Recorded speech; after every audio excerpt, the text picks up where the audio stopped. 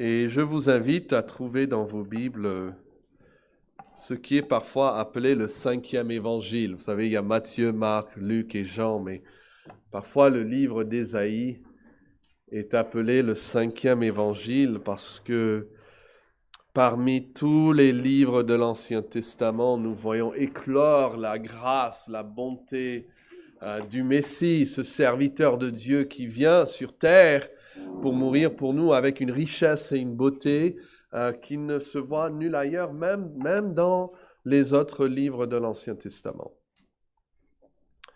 C'est un livre immense, mais je vous invite de trouver le chapitre 6, où nous trouvons l'appel d'Ésaïe à son ministère. Vraiment, ce chapitre peut être très simplement divisé en deux parties. Peut-être dans vos Bibles, vous avez même cette séparation de paragraphes. Nous avons le prophète purifié. C'est dans les 7 premiers versets. C'est ce que nous allons considérer ce matin.